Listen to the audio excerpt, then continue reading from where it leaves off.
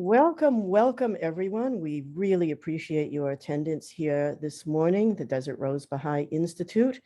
My name is Jean Parker and I'm the online program coordinator for Desert Rose.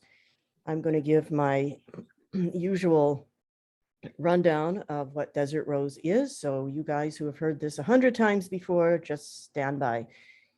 Desert Rose is a spiritually inspired center for the arts and agriculture and the exploration of science and religion. The physical location is in Eloy, Arizona, which is halfway between Phoenix and Tucson. However, online, we're everywhere and anywhere. I want to give a plug for an upcoming session that we have on October 9th. Linda Kavlin Popoff is back, and she's going to be talking about taking back the reins of your life. And Linda Kavlin Popoff is the founder of the Virtues Project and has written many books on virtues and how to apply the virtues in life. drbi.org gets you all that info and more. And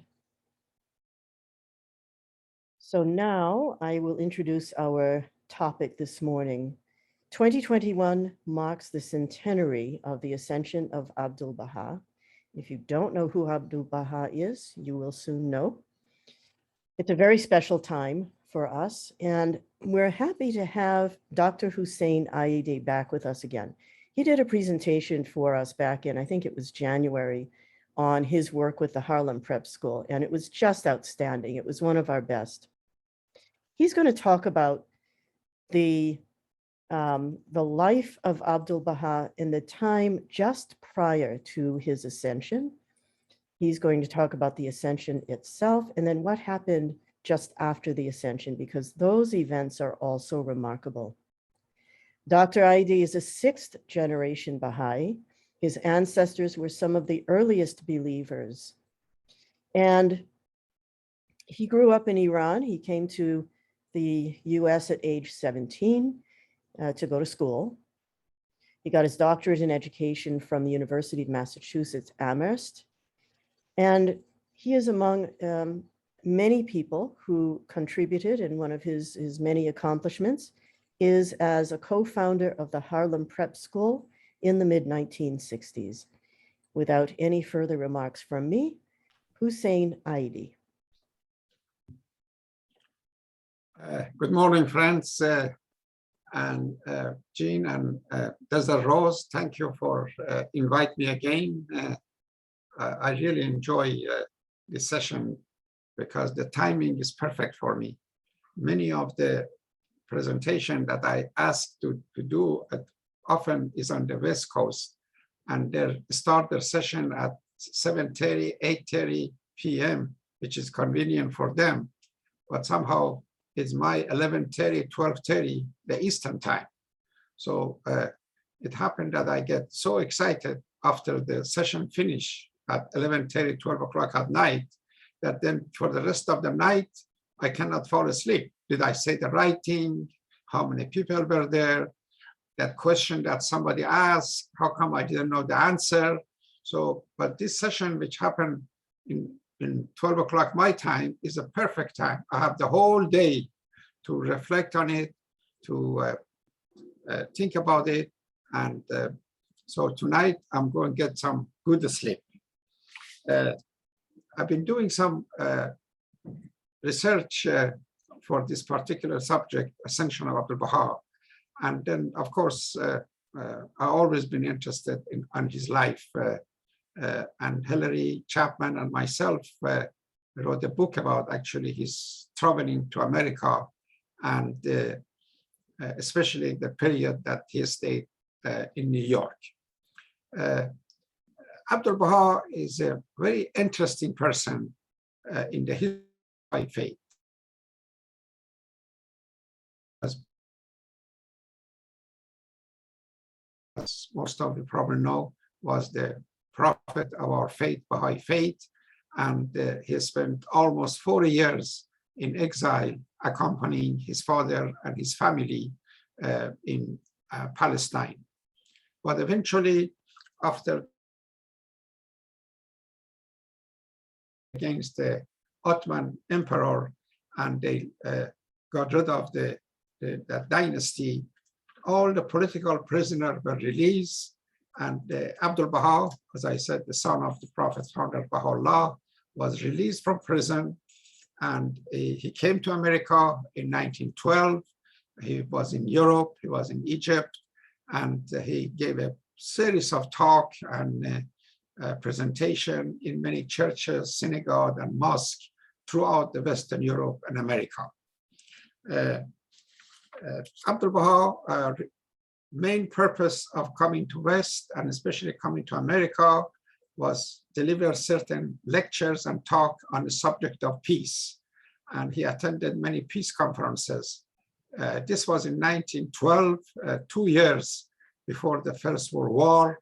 And all the peace-loving people, and including him, of course, they were doing their best to perhaps prevent a war which they all realize is coming. Unfortunately, they did not succeed. And as you all know, in 1914, we faced the First World War, and which was a calamity and cost millions of lives. He returned to Holy Land, Haifa, and then he lived there until 1921. And the subject of my presentation today is to concentrate on what took place just before his ascension. The ascension is a term that Baha'is use for when a holy figure, when a central figure of the faith, or even when somebody that you have respect and love, instead of saying that he died, we use the word ascension. So I thought this I explained for those who are not familiar with this terminology. Abdu'l-Baha, somehow, some way, and also I want to mention at this point that he was referred to master, he was referred to center of covenant, he had as the greatest branch, but the one that really I often think about is his title called Mystery of God, Sirrullah al-Azam. His position and his contribution is very unusual, is unbelievable. He often has mentioned that he is not, of course, a prophet, because many of the Baha'is in the Western world, or even non-Baha'is, they look at him as though he's a prophet. Actually, there's a very cute newspaper announcement in 1912, I think it was New York Tribune, that the reporter asked him, "Are you a prophet?" And he said, "No, of course not, I'm not." So the headline for that particular article was said, "Prophet said he is not prophet." And so I thought that was very interesting.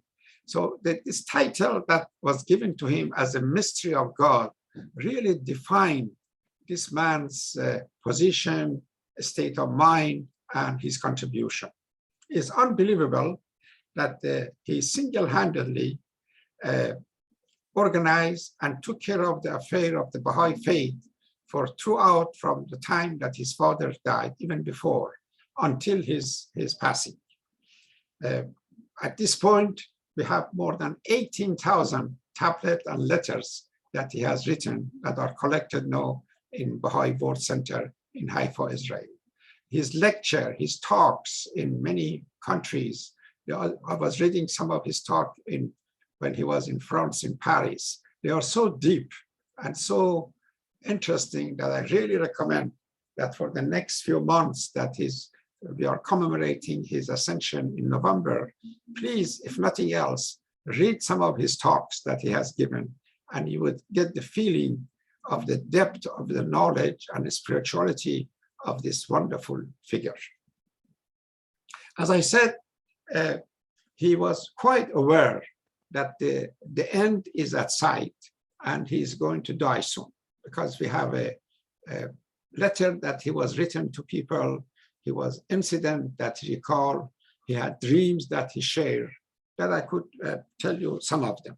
For example, 5 months before his ascension, a wonderful Baha'i, actually was the father of Hassan Balyuzi, a very distinguished Baha'i, died. And he he wrote a letter to his family, and in that letter, he indicated that how much he's wishing that he could join him in his transition, and how much he's tired of this earthly life. And he mentioned that I have done the best I could have done, and I'm waiting and I'm anxious to live this earthly life. Then there is an incident that he recalled. It was a dream he had, that he was in the mosque in Akka or in Haifa, and he was playing the role of the imam. He was standing in front of the masses of the Muslim believers, and the crowd kept coming in and was standing behind him. At some point when he turned around, he realized that the mosque is full of people. So at that time, suddenly he decided to leave the mosque, and he came out and he was outside the mosque looking at the mosque, and he told a few people who were around him that the folks inside, they are ready and they are prepared to take care of themselves, and they don't need the imam. Or another occasion that what happened is there was a visitor to Haifa a few months before, and then while he was there, I think he was a Turkish believer. He heard the news that his brother in Turkey had died, and he was quite despondent and very sad. And Abdu'l-Baha comforted him and said that I am going to join him soon, and this is my earthly life is coming to an end. He also wrote a tablet to American Baha'i. When I say tablet or like that, I mean a lengthy letter. In that, he also mentioned that he is willing and ready to depart from this life. He had a servant by the name Khosrow. Khosrow was a young boy when he came to Haifa. He was from India. They brought him there. And I think he was an orphan, and Abdu'l-Baha adopted him. And he grew up in the house of Abdu'l-Baha, and he loved Abdu'l-Baha like a father. And he was so attached and dependent on him that a day or so before Abdu'l-Baha died, he told his daughters that today I want you to make an arrangement for Khosrow's wedding. I'm sure there was a woman involved. There was somebody that he was interested. And he even told them, if you don't do it, I do it myself. Because he knew, and he mentioned that if he died and Khosrow be alone and has nobody to be with him, he is going to be so sad and so despondent that may kill himself. And he wanted to prevent that. So he organized a wedding for the Khosrow. And they said in that gathering, he told Khosrow that you've been a loyal son, you've been a loyal servant, and I want you to stay in this household for the rest of your life. He had a gardener by the name Ismail, means Mr. Ismail. And 3-4 days or shortly before he died, he was in the garden with him. And he turned to him and he said, do you remember that many years ago, this area was full of sand and dust and stone and awful place. But thanks to your effort and others, now look at this beautiful garden, look at all this fruit tree, and look at all these flowers all over. And then he asked him to get him a couple of oranges from a tree. And he walked there and took some himself. And Ismail was so much in love with him. And he got the feeling from conversation that Abdu'l-Baha, this could be the last visit that he had with Abdu'l-Baha. And he also mentioned that there was a time that he and Abdu'l-Baha were walking on the slope of Mount Carmel. Baha was tired and could hardly walk. So he offered to carry Abdu'l-Baha on his shoulder and his back. And Abdu'l-Baha turned to him and he said, Ismail, the time would come that you would carry my body up the slope of the Mount Carmel, but that time has not come yet. And Ismail, it happened to be one of the people who eventually later on end up carrying the body of Abdu'l-Baha up the slope of the Mount Carmel. And if I'm not mistaken, I always mix up this story with somebody else. He was so despondent and so sad after the ascension of Abdu'l-Baha that he decided to kill himself. So one day he said goodbye to all friends and family, and he went to the top of the mountain. He walked around the shrine of Bab, where Abdu'l-Baha was also buried by them. And just before he finished his life, some friend or family got there and prevented him from doing so. But then, of course, there were others. What I want to say is that this is sort of a, even though it's not, don't believe in this committing suicide, but there has been a number of incidents of the people who were so much in love with Baha'u'llah or so much in love with Abdu'l-Baha that they could not bear the separation from loved one, and they finished their own life. Abdu'l-Baha, 2-3 days before he died, he came down with a terrible fever. It reached under almost 104, 105 degrees. And then there was an American doctor, Dr. Krog, and his wife, who were living there. Actually, they were from New York, wonderful New York Baha'is. And then he took care of Abdu'l-Baha. And the following day, I think was on Sunday, the temperature dropped. He had the high temperature on Saturday, the temperature dropped on Sunday. And then during the day, he met with the Mufti of Haifa. Mufti means the head religious guy of town. In Islamic country and all that, they have this Mufti, especially in the Sunni area. We don't have Mufti in Iran, in Shia part. I hope you know what the Shia and Sunni is. You know, after the passing of Muhammad, Prophet Muhammad, there was a division took place between his followers. There were those who follow his father-in-law, Abu Bakr, as an elder gentleman, and they all became Sunni. He became the first Caliph and all that. And there was a small minority who believed that his son-in-law, Ali, should have replaced him and succeeded him. And they became Shia. So for last 13, 14 centuries, there has been friction and dispute and killing each other between Sunnis and Shias about who should have replaced Prophet Muhammad. So this Mufti in a Sunni community, which is 90% of Muslim in the world are Sunnis, are the head religious man of town, and he is a leading position. So on Sunday, the Mufti of town came to visit Abdu'l-Baha, and he spent some time, an hour with him. The head of the police department in Haifa came to visit him. And it happened on the same day, on Sunday, there was a gathering taking place on the top of the mountain, on the shrine of the Bab, celebrating the Day of Covenant. And all his family, his daughter, his son-in-law, the other Baha'is who were in Haifa, they all went to this meeting. And the Zoroastrian Baha'i was a host for that. And he was kind of sad that Abdu'l-Baha did not showed up. And then when Mirza Hadi, his son-in-law, told Abdu'l-Baha that the host was not happy, he said, you should have that I was there throughout the meeting, my spirit was there. And then toward the end of the day, you are still like with Sunday, when he died late that night, he went to sleep. He woke up around 1:30. He told the people, or his daughter, who was in the same room, that he's very hot, and please open the window or give me some air. Then he got up, he had a glass of water.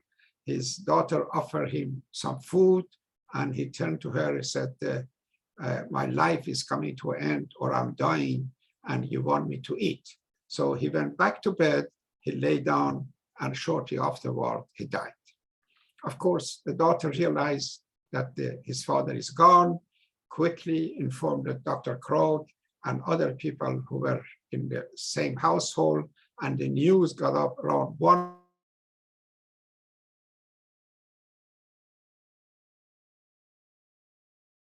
Happened that there were a number of Western Baha'is present at the time in Haifa, and they all have recorded what took place in those days.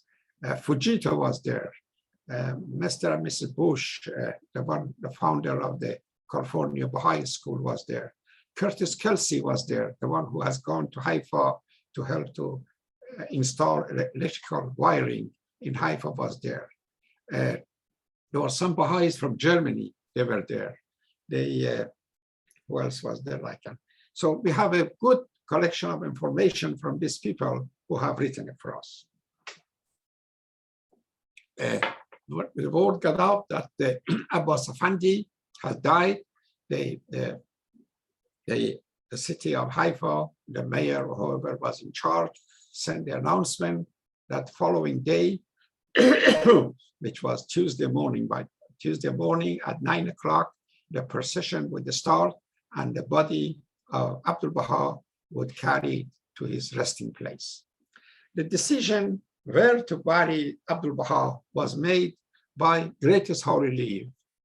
This was the sister of Abdu'l-Baha, and she decided that right next to the shrine of the Bab, there is an empty wall and there is a space that they can easily be used as a burial place for Abdu'l-Baha. So quickly they went and dig and make the arrangement so that could be done.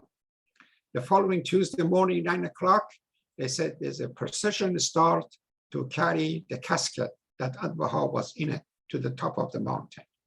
10,000 people, there's the estimate, even some historians believe more. They were in the procession. The Arabs, the Armenians, the Turks, the Persians, the Jews, whoever you can think of. They said that in history of Palestine, before or after, you have never seen such a gathering of such a diverse group of people to come together, and they all in sorrow remembering Abbas Effendi, Abdu'l-Baha.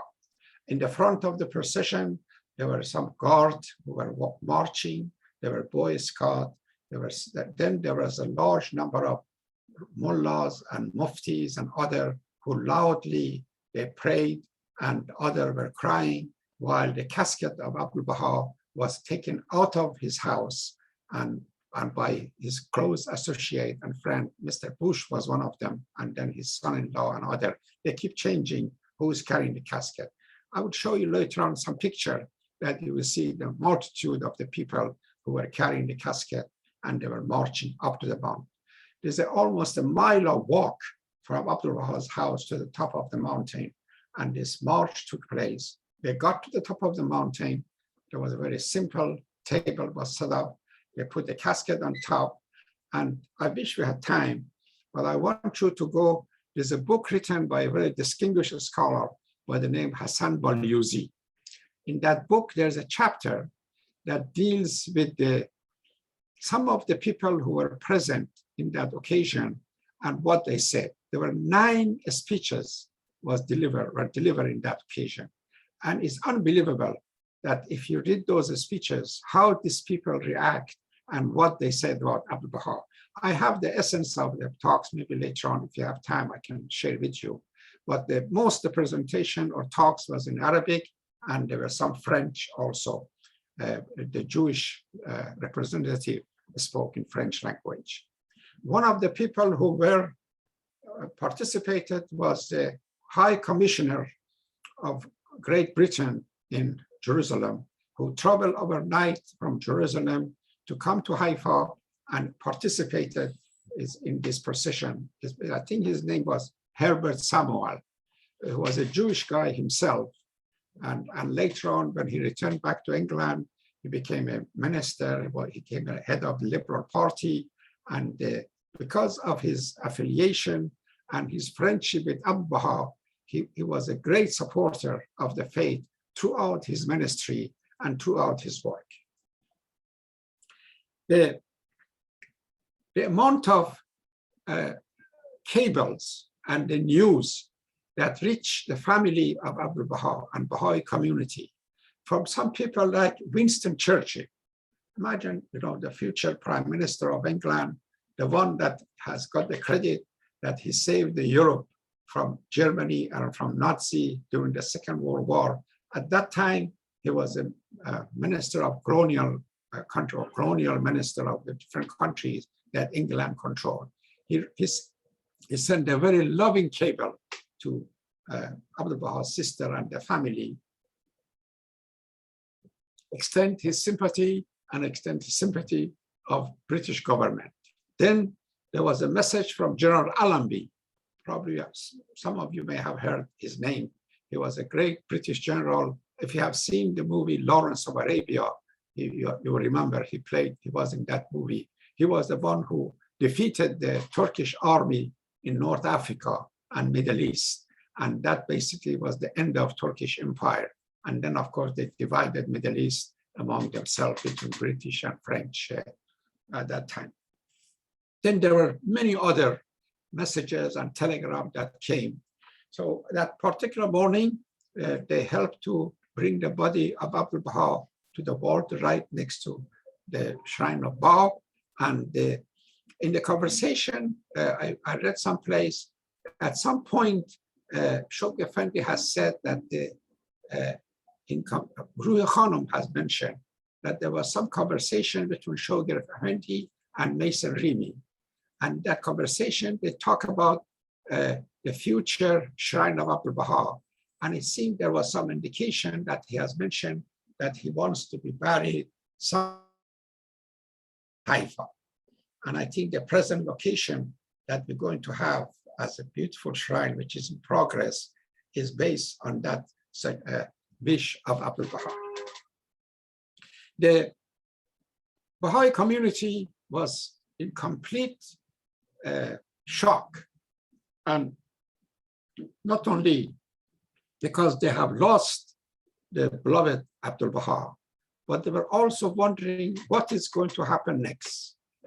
Most of them believe, because it was in the writing of Baha'u'llah and Abdu'l-Baha, that the need for formation of universal house of justice, lots of them believe that there would be attempt to create the universal house of justice to take care of the affair of the faith.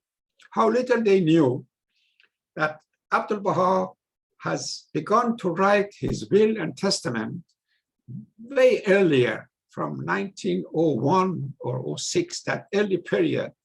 And he wrote a very detailed and quite a magnificent document, which we call it the Will and Testament of Abdu'l-Baha. I wish the friend would get a chance to read that compilation. Is along with the Tablet of Divine Plan and along with the Lohe, the Tablet of Carmel.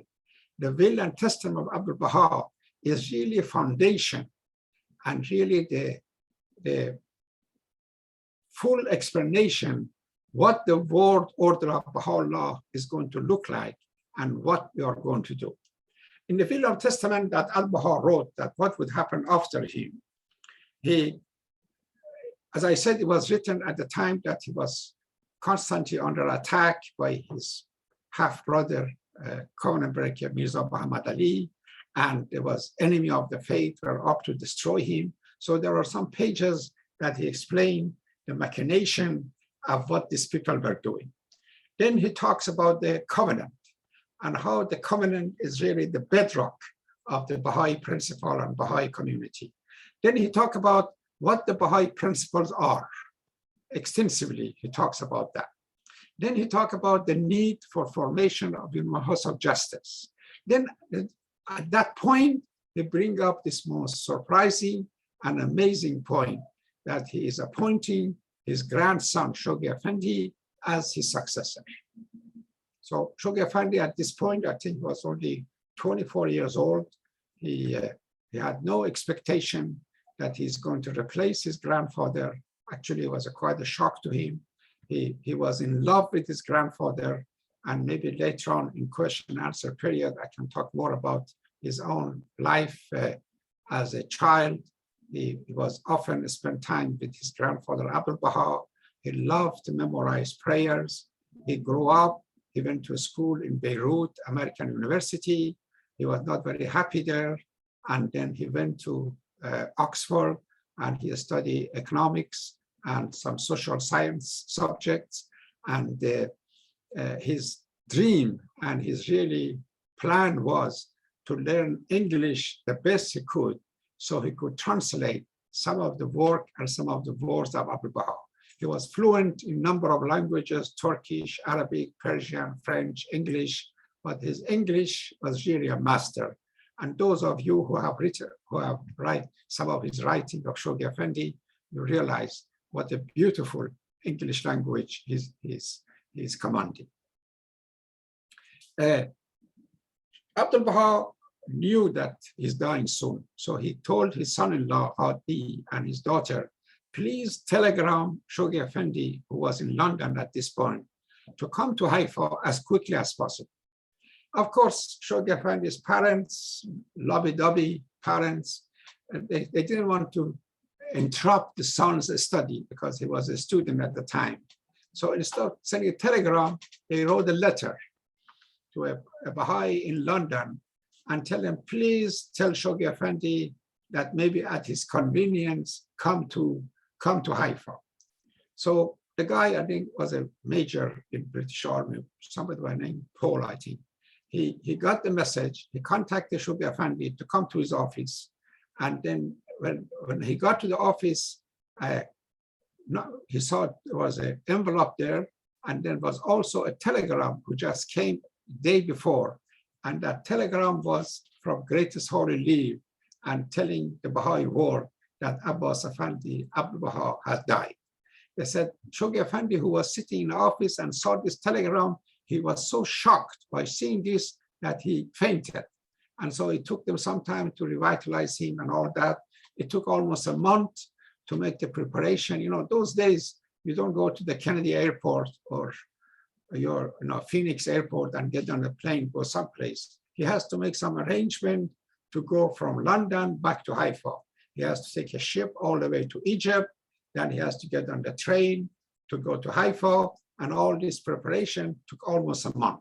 He arrived in Haifa after 2-3 days. Of course, this will and testament of Abdu'l-Baha was open, and to his shock and dismay, I would say, he realized that he succeeded his father, his grandfather. I've gone through this whole episode of Ascension of Abdu'l-Baha, his funeral, the succession of Shoghi Effendi, the guardianship, and all that. This is a wonderful thing, and I really humbly suggest that, again, for the next few months that we are approaching in November and commemoration of Abdu'l-Baha's ascension, try to read as much as you can about Abdu'l-Baha. Try to read some of his talks. I remember I heard a lecture by Hooper Dunbar at some occasion that Shoghi Effendi invited Olinga. Olinga was a leading Baha'i and a hand of a cause, we call him, come to Haifa.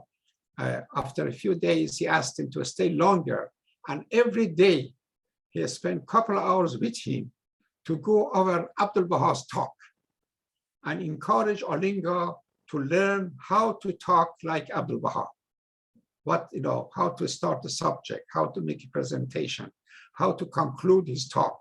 And I said, after this month of training by Shoghi Effendi, Olinga became such a great speaker. And I have listened to some of his presentation here in New York and other places.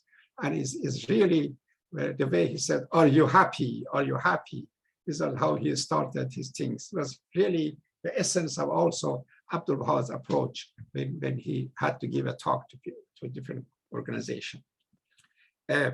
So I think I stop at this point talking. We have some pictures and a slide to show, and hopefully I can maybe shed some light as we go along on those slides. And then with the permission of Jean, we will open the question and answer, and I'd love to participate in that session, that part.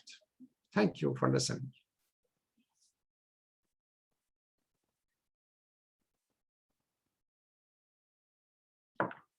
On purpose, I picked up some pictures that shows the Abdu'l-Baha's life toward the end of his earthly existence. So these are some of the pictures. He was in the shrine of Baha'u'llah, and you can see actually in some of this picture that on his face, the age is finally has taken its toll on him.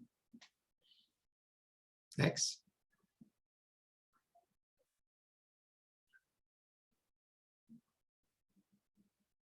This is his house. Those of you who are in Haifa, I have some interesting thing to tell you. I'm hoping that with the help of Tatiana and a couple other wonderful Baha'i, we are producing an app that when you go to Haifa, you can use that app when you go and visit different places. The picture would show, it would give you a short history of the place.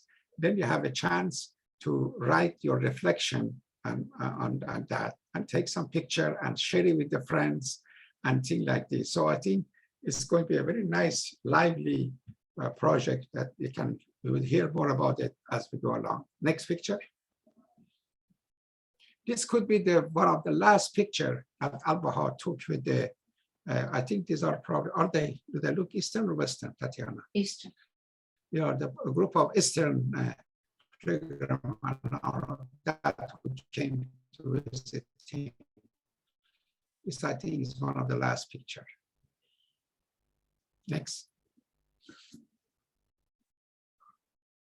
Oh, the kids love Abdu'l-Baha because he often had some candies and something sweet in his pocket, and he would share with him.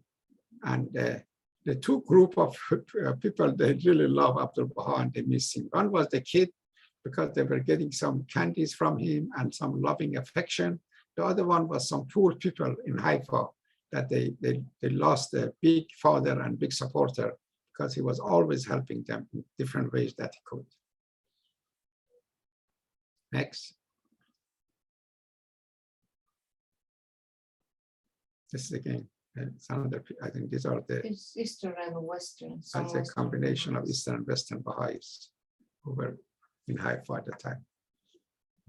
It's so interesting that when you read some of the stories by Curtis Kelsey or Fujita, who were present, how this news of his ascension, how he shook the community, and they really, it was a president of Greatest Holy Leave, Abdu'l-Baha's sister, who really maintained some sanity. One of the first things that she did, she realized that the covenant, the one who were opposing the faith, we call them covenant. There's a chance that they may try to take over some of the Baha'i building and the house and all that. So the houses, places be locked and a Baha'i guard be stationed there, so they would not have a chance to do so. Next.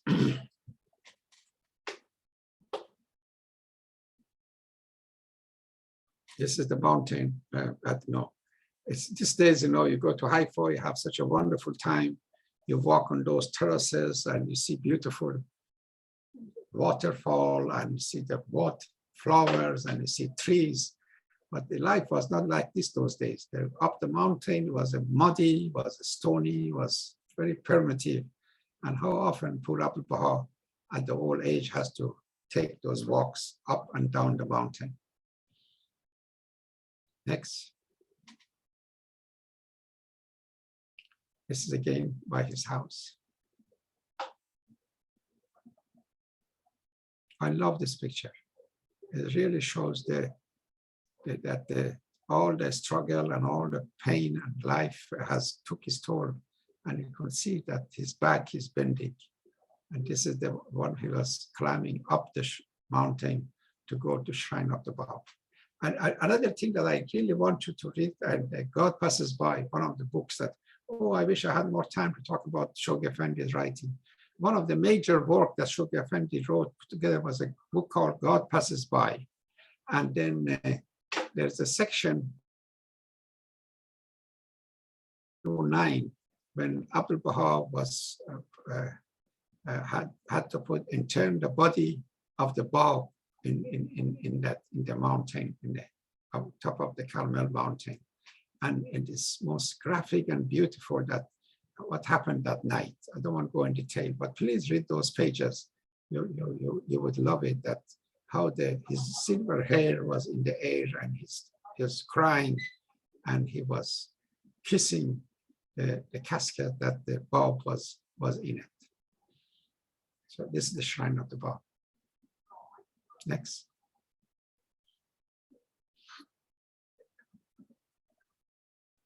Next. This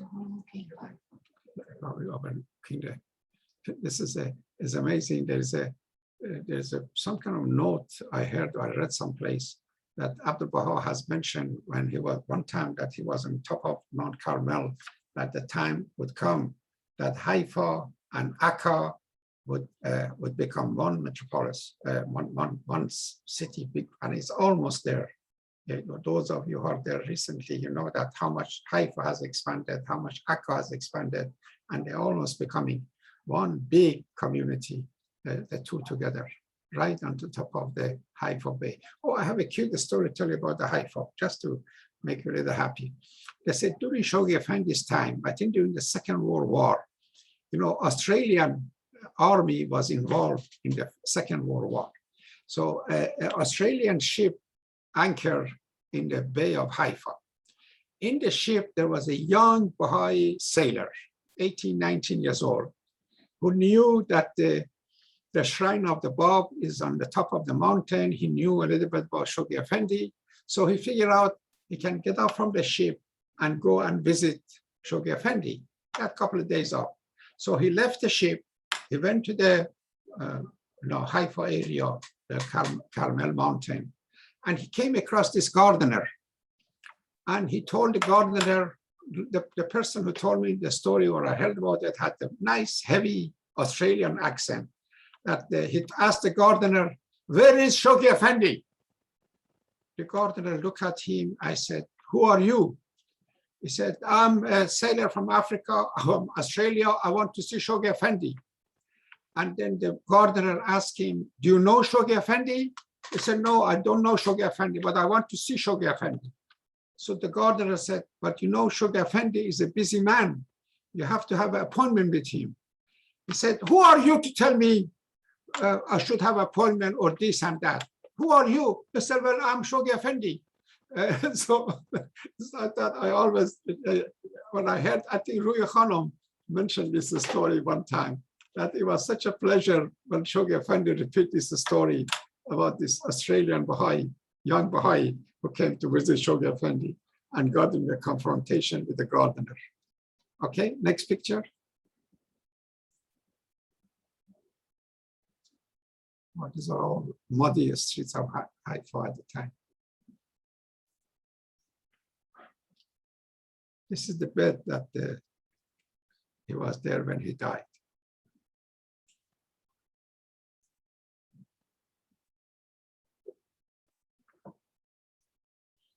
Oh, it's amazing how much Haifa has changed since then.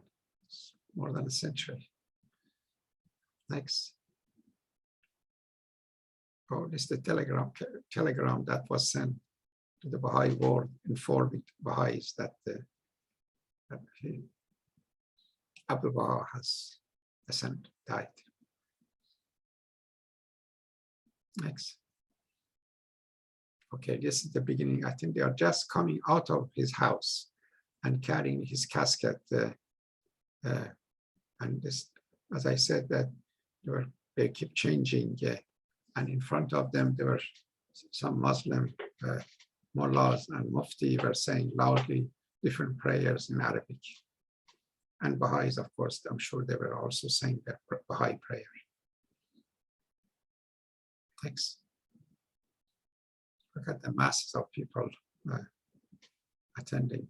No, look at this, that some exile, somebody who really came there as a prisoner years before, and then after a while, this is the respect and affection he got after his passing. This is a miracle. It's not it's very unusual a thing like this happen. Next. This was the place that they put his body, and all those eulogy was was said about him. They are beautiful. You know, you should see especially if you could read Arabic, the language they use and the way they admire, and they keep, you know, one of them said, do not cry for Abdu'l-Baha, cry for yourself. For 80 years, he cried for you, and he was our savior. And each one of them concentrate and focus in one of the attributes of Abdu'l-Baha. And it was a magnificent presentation. Next.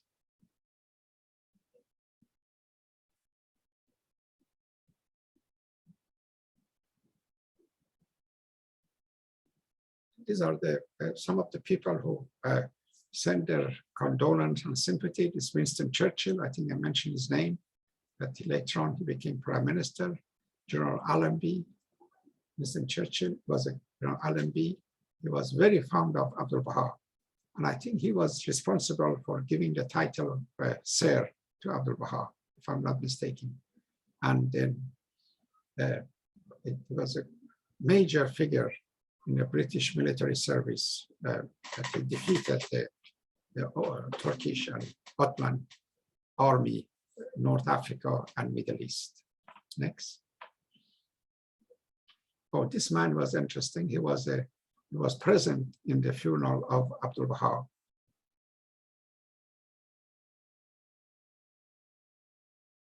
That extensively, and this is one of the speakers. I could not find a picture of other speaker, but this was one of the speaker. I think he was a great Arab leaders and writers and poet, Abdu'l-Baha. Next.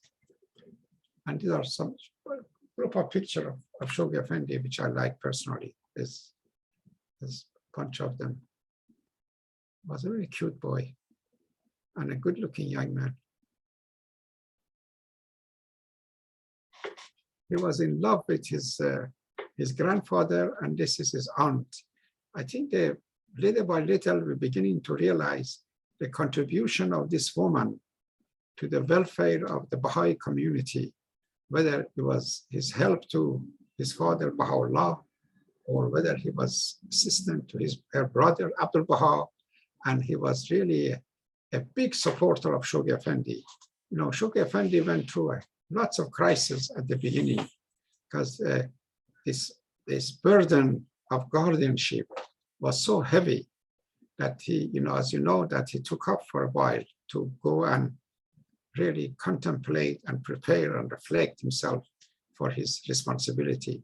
And it was his aunt, Great Holy Leave, who took care of affair of the faith. Or even for the period that Abdu'l-Baha was traveling all over the world, Egypt, Europe, America, the affair of the faith in Haifa was basically handled by this woman. So it looked like a very simple Eastern woman, but she was a mighty lioness. Next. This is one of the favorite friend of Shoghi Effendi, who now wrote a famous book, was Baha'u'llah and New Era, Dr. Esselman. This was Shoghi Effendi loved to travel during his youth, even later on with Ruhi Khanum. He traveled very simply on the train, on the second or third class of the train. He stayed in a very simple hotel. His food was very simple in that place that he often goes in Switzerland, not far from Zurich. I've been there. Very old-fashioned pension or a hotel and a restaurant under it. And his favorite food down. So that's our Shoghi Effendi. Next. Yeah, he loved the mountain area. Travel often in a mountain. He often said that I have to go and conquer myself.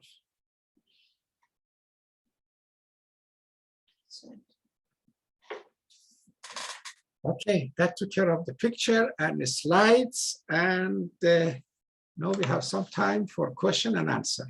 I'm at your service. Yeah, so if people would ask questions using the raise hand feature in Zoom, and or you can ask questions in the chat, whichever you prefer.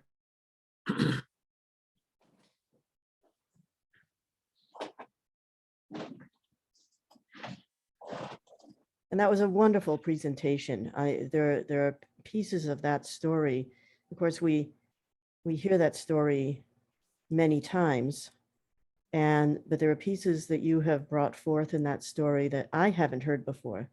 And so I really appreciate knowing all of those things. Thank you. Sure.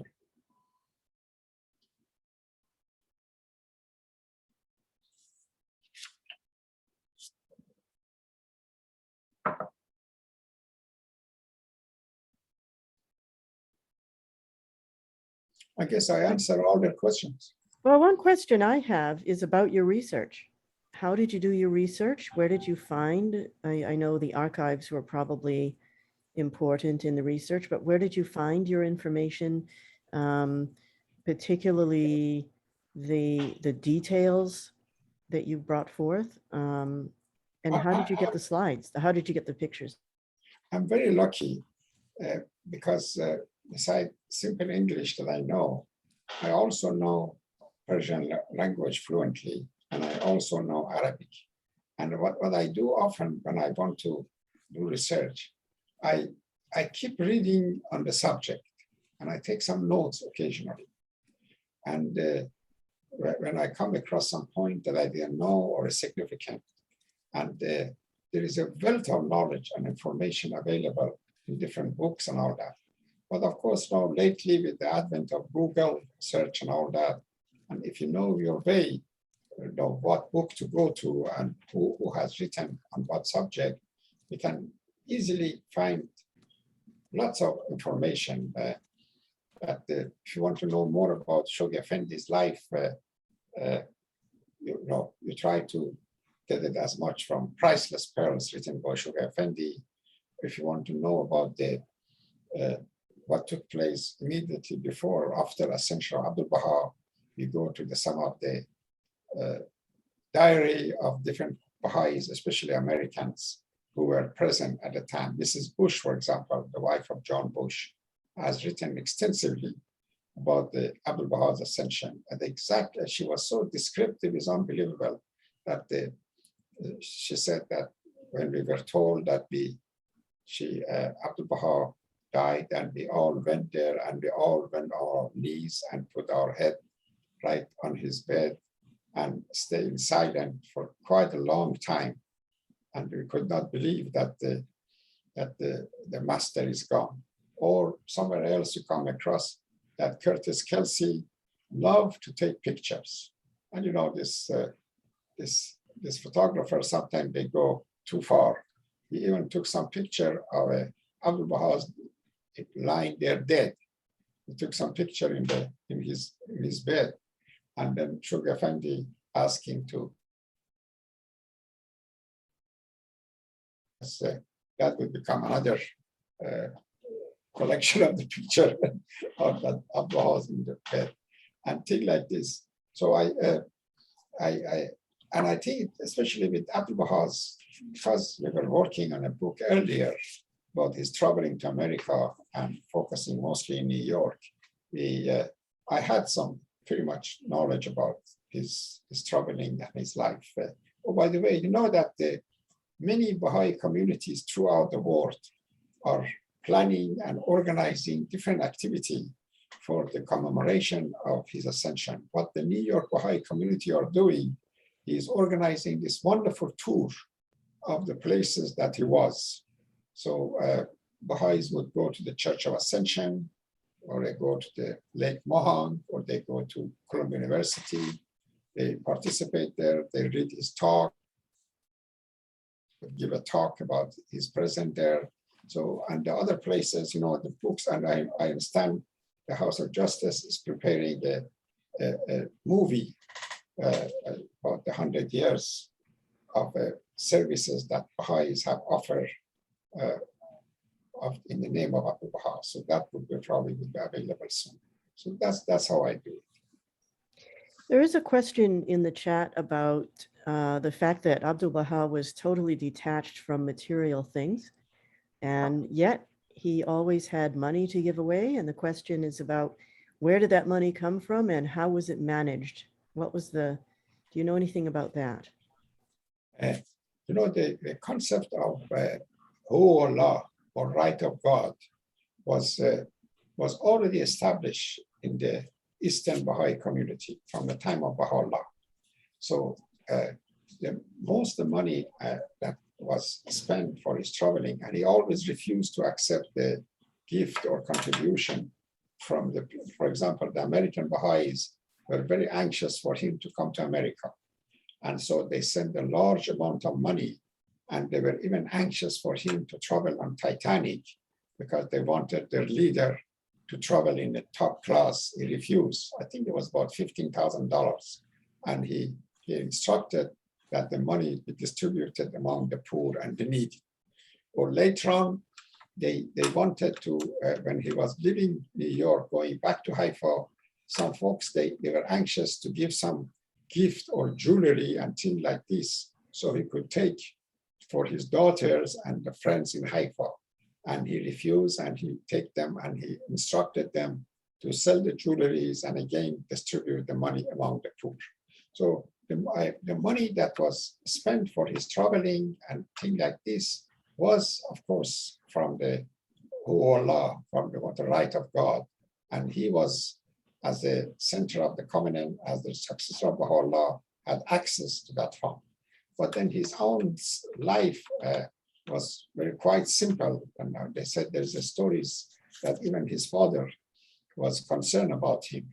That said Abdu'l-Baha is, they said there was occasion that I think he had two abba or two pants, or some poor man passed by and was in need of pants or something. So he gave the extra pants that he had to give to him. And Baha'u'llah heard the story. He said, one of these days, he's going to give his life to someone. So this was the spirit of sacrifice. This reminds me actually, Mr. Furutan, the hand of a cause. Hand of a cause is a very significant figure in our faith. He was in New York, and I have made arrangement for him to stay in a very fancy hotel. I think we made arrangement for him to stay in the Waldorf Astoria, but this was the top of the line. The Shah of Iran, when he comes to New York, he stayed there. All the president and big shots, President of the United States would stay there. So when he comes and he found out and made a reservation, he refused to go in that hotel when he found out it's going to cost so much per night. And he said, Hussein John, you have two choices. Either you find me a cheap hotel, or you find the Baha'is who I can stay in their house.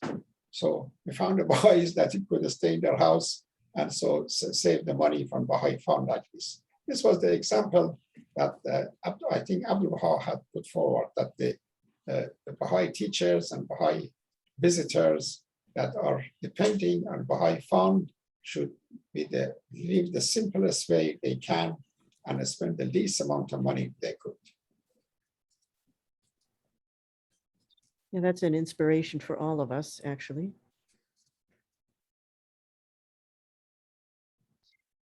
There's a question in the chat about agriculture. This is a huge topic, by the way, among Baha'is, is agriculture and Abdu'l-Baha.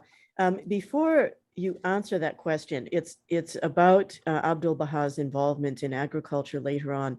There's this absolutely wonderful video on the internet, and it is exactly about the principles of agriculture that Abdu'l-Baha developed and how they were implemented in Haifa.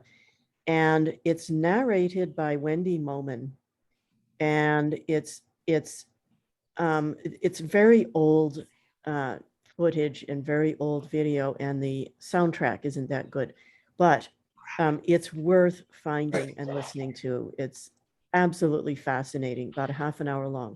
So the question is about agriculture and what was his involvement. If you can see the question in the chat there, Hussein. I don't know much about it, so that's my answer. But I think probably, Jean, I know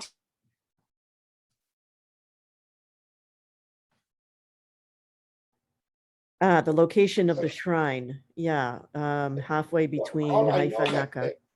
what I read again about there was a man by the name, I think, something Baker, the man of three. What was his first name? He was a wonderful figure who lived, he died about 50 years ago. And he's referred to as a man of three. He was traveling around the world. I think Bless you. he was, bless you. His intention and his plan was he would travel all over the world and he would help to plant.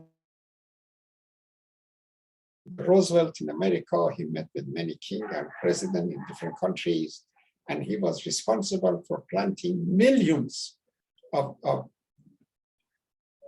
trees around the world.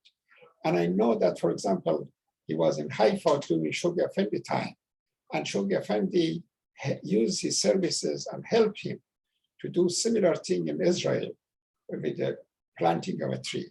He was in New York, and I spent 2 or 3 days in New York, and it was so wonderful for me to spend time with him. He was a grand old man, and he was a number of books are written about him. So just Google man of a tree. And so through that, his name and other, you would find much more about the Baha'i agriculture and Baha'i approach. I think agriculture historically has been a very important aspect of Baha'i teaching. From the time of Baha'u'llah, when he talked about the life of the village and how the thing agriculture would be managed and how there would be common storage area that everybody contribute and everybody would take from a storage area, so store. So these are quite interesting, and I don't know much about it, unfortunately, unless somebody else. Yeah, Keith has just put a resource in the chat that people can where people can find out more. I want to add a couple of notes to that though before we go to the next question, and that is that Abdu'l-Baha said that agriculture was the most important part of the economy, of economics, according to Baha'i principles.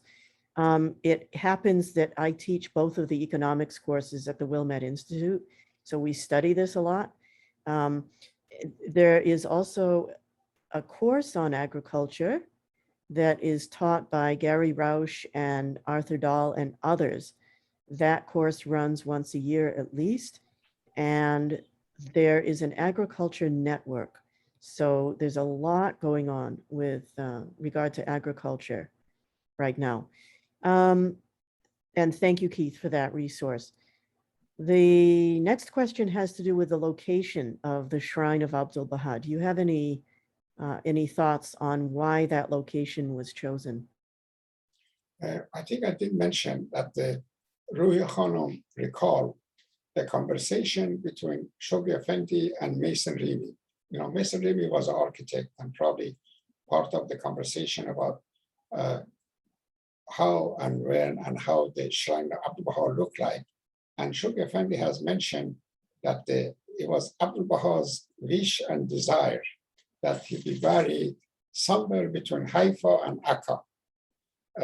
So it's very interesting that this is where the spot that the house has selected for his burial. Tatiana, you know anything about this that we can add?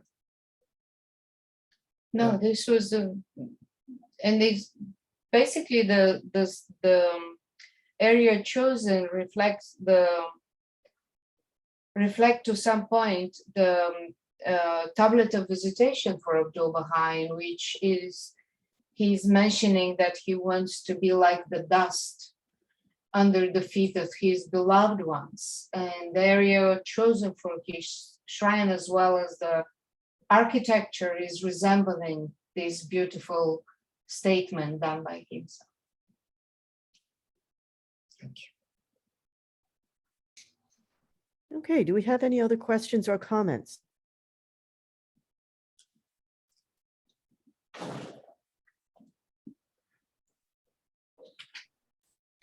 There are a couple of people who came in late. I think you might have had time zone issues. I'm guessing because you came in right at the top of the hour. So I want to just let you know there is a recording of this session. And so if you write to me later on, I will make that available to you. And I want to thank Dr. Hussein Aidi for doing this wonderful presentation for us. It's always so much fun to have you present for us at Desert Rose. And I want to thank all of you for coming this morning and attending this presentation. drbi.org gets you all the info about what we're up to and what we're doing at Desert Rose. Somebody else is trying to get in late. And so do check that out. And you will also be getting our periodic email notifications about sessions that we have at Desert Rose. And we hope to see you again soon. Thank you. Thank you very much.